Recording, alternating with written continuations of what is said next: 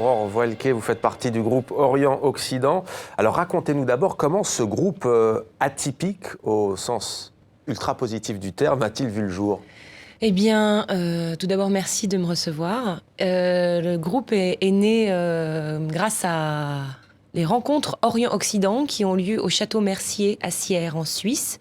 Un château qui a été donné par la famille Mercier à la ville de Sierre et dirigé par René-Pierre Antilles, qui est passionné de toutes les cultures du monde arabe, ce monsieur suisse.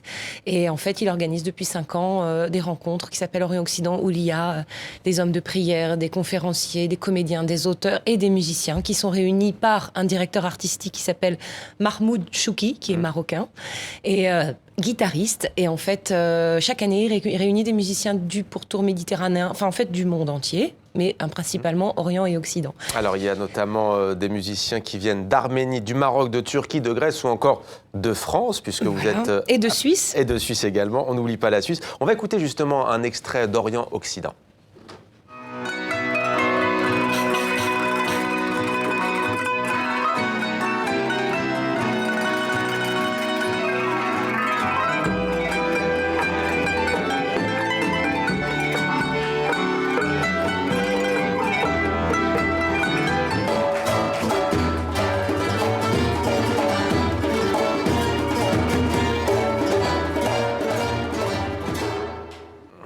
Je terminerai bien l'émission comme ça, en écoutant la musique. Mais on va d'abord quand même en parler. Est-ce que ce n'est... On a le sentiment en écoutant que ce n'est pas un mélange au sens fusion, mais que vous misez plutôt sur la complémentarité et la richesse, au fond, des musiques de chacun. Oui, et quelque part, en fait, une mixture quand même, je dois le dire. On se parle musicalement, on ne parle pas tous la même langue, donc évidemment, Mahmoud Chouki, marocain, parle français. Hein. Ouais. et on parle en anglais parce que notre percussionniste turc parle pas le français, et la grecque qui joue le kanoun, Eleftheria Daoulzi, non plus. Et en fait, pour nous, c'est tout simple. On se connaît pas, on arrive... au début de la semaine, on doit apporter des morceaux, chacun de son choix, et ça, Mahmoud nous met tous très à l'aise. Ouais. Partition ou pas partition, peu importe, on est là pour communiquer ensemble, musicalement et humainement, évidemment, parce que c'est un peu difficile, si on s'entend pas, peut-être de faire de la bonne musique. Mais en tout cas, voilà, on se connaît pas, on se mélange. Pendant une semaine, on vit ensemble, on répète tous les jours, et à la fin de la semaine, il y a un concert merveilleux. En quoi diriez-vous que c'est aussi un dialogue harmonieux et libre, musical, mais bien au-delà de la musique? Au fond, on sait que l'actualité est tourmentée, que ce sont deux régions du monde qui ont parfois du mal à se comprendre.